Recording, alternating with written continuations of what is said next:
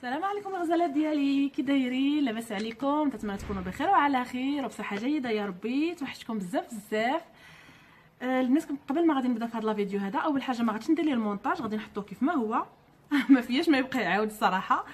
وباش نكون عاديه وتلقائيه كيف ما جاتني الهضره غادي نقولها. بغيت نشير لواحد النقطه اللي اساسيه ومهمه، بغيت نتطرق ليها. بغيت نقول للناس اللي تيدخلوا كيحطوا دي كومونتير، كيشوفوا واحد لا فيديو كيدخلوا كيحطوا لي كومونتير جارحين او تخسر ديال الهضره او لا معيور، مهم تيكون نيفو طايح، كيدخلوا كيحكموا على داك الانسان يوتيوبرز او لا كيف ما بغى يكون النوع ديالو، وكيعايروه كيسبوه، يقدروا يشتموا ليه الاب ديالو او الام ديالو او الزوج ديالو او لا الاطفال ديالها. ما فهمتش انايا كيفاش هاد الناس هادو كيفاش كيفكروا.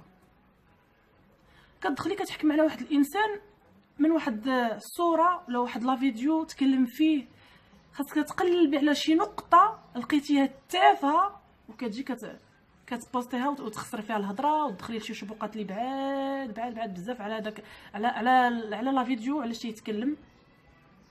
بغيت نقول لك تقدري طيحي في شي يوتيوبرز او شي انسان عادي، يقدر يكون مريض نفسانيا، يقدر تكون عنده شي عقده، انتي تزيدي تكملي عليه. واش ما تخافيش تقدري تكوني سبب لشي واحد تخرجي ليه على حياته بداك الكلام الجارح. كاين الانسان اللي ما تيتحملوش، كاين اللي بقى يفكر فيه الليل كامل وما يديش الناس على ديك الكلمه الجارحه اللي قلتي لي. اشنو خسرتي الا كتبتي كلمه طيبه ولا ما تكتبي حتى شي حاجه؟ ما عندك ما غتخسري. انا عن نفسي كندخل نتفرج في شي فيديو عجبني تنقول شي كلمه طيبه، ما عجبنيش كنخرج في حالاتي ونبينا عليه الصلاه والسلام. لاش غادي نبقى نعد في راسي ونسخسخ في راسي ونكتب في لي كومونتير ونعير ونسب وندير الذنوب ديال عباد الله ونبدا نتقل وندير على الناس، وانا دوك الناس ما كنعرفهمش اصلا، جامعني بيني وبينهم غير فيسبوك او لا يوتيوب، يعني ما عنديش علاقه وتواصل بهم. كنقول لكم البنات الله يهديكم، الله يهديكم، الله يهديكم. تقوا الله في نفوسكم وفي دوك الناس. شكرا بزاف. كنبغي نشكر الناس بزاف بزاف اللي تيحبوني واللي غيبغيو ليا الخير. تنقول لكم شكرا بزاف وتنبغيكم بزاف بزاف. وحنا هنايا عائله. الا خطات انا وريوني شنو ندير. نتو انا كنت عارفه شي حاجه غادي نوريها لكم. ما كاين لاش غنسبوا بعضياتنا ونديو ذنوب فابور على حتى شي حاجه. المهم البنات سمحوا لي طولت عليكم الهضره. دابا غادي نبداو في الفيديو ديال اليوم ان شاء الله. غادي نديروا واحد الماسك طبيعي للوجه. بالنسبه للبنات اللي في الصيف كيتحرق لهم الوجه ديالهم ولا كيسمر كيبغيو يوحدوا اللون ديال البشره ديالهم. المهم عندي هنايا كنحتاج معلقه كبيره ديال الكركم، وعندي هنايا الحليب، يعني حليب عادي. كناخذ واحد الاناء،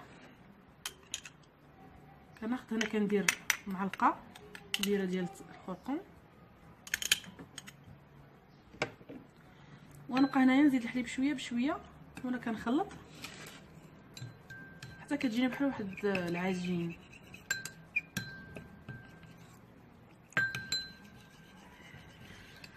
صدقوني هذا الماسك البنات غزال بزاف الصراحه، وكيحيد السموريه ديال الوجه اللي كتكون سبب ديالها الشمس ولا المهم اللي تفتيح اللون ديال البشره ديالك.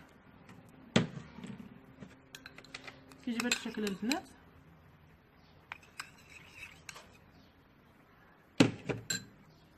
المهم انا غنجرب لكم على يدي. هذا الماسك ملي ديروه خاصو تخليوه 15 دقيقه حتى كتحسوا به نشف مزيان وجمد. ما كتهضروش، ما خاصش تكونوا تحطوا الماسك على الوجه ديالكم، ما خاصكمش تكلموا باش ما يتشققش وباش حتى التجاعيد ما تديرش عندكم. قد ما خليتوا الماسك وما هضرتوش وما تكلمتوش وما ضحكتوش، قد ما كيتجبد على الوجه مزيان وتيساعد على حتى التجاعيد ما كتكونش كثيره. المهم غادي تخليه 15 دقيقه ومن بعد غادي نغسلو. وضروري انكم بعد ما غتغسلوه كتغسلوه اول حاجه بالماء دافي، من بعد بالماء بارد باش كتفيقوا البشره ديالكم. وما تخافوش على اللون تقولوا بلا غادي يبقى صفار على الوجه ديالكم. وهذا الا كان خرقوم بلدي يعني فري ما تكونش هنا يا حبيبات ديالي بعد ما غسلت يديا كما تشوفوا ما بقات حتى شي صفوريه، ما بقات حتى شي حاجه، ما عندكمش يعني مناش تخافوا. كما قلت لكم خاص غير يكون الخرقوم بلدي. وكما قلت لكم بني تحيدوا الماسك ضروري ما تدهنوا الوجه ديالكم بشي بزيت ارغان اولا بشي هيدريتون اللي يكون دهني باش ما ينشفش لكمش الوجه ديالكم. وهذا الماسك هذا البنات يعني البشره الدهنيه والبشره الجافه وحتى اللي يعني ميكس ما عندكمش مناش تخافوا، تيلق البشرات كاملين. نتمنى تجربوه وينال الاعجاب ديالكم. المهم غادي نخليكم مع باقي الفيديو. وهنا يا حبيباتي غادي نديروا واحد الجوله صغيره في الصالون ديال الدار. الصالون الصغير، صالون متواضع جدا، ما فيش شي حاجه اللي مكلفه، عادي. كنتمنى ينال الاعجاب ديالكم. وبطبيعه الحال الاذواق تختلف، يعني الاذواق ماشي بحال بحال. واللي عنده شي فكره اولا شي اقتراح يخليه ليا في لي كومونتير، واللي بغى ياخذ شي فكره ولا بغى يسول على شي حاجه يخليها ليا حتى هي في لي كومونتير وانا راهن الاشاره. والدار صراحه مضويه بزاف وانا تيعجبوني اللوينات الله يخلي حياتكم كلها الوان. المهم ما نطولش عليكم، غادي نخليكم مع لا فيديو.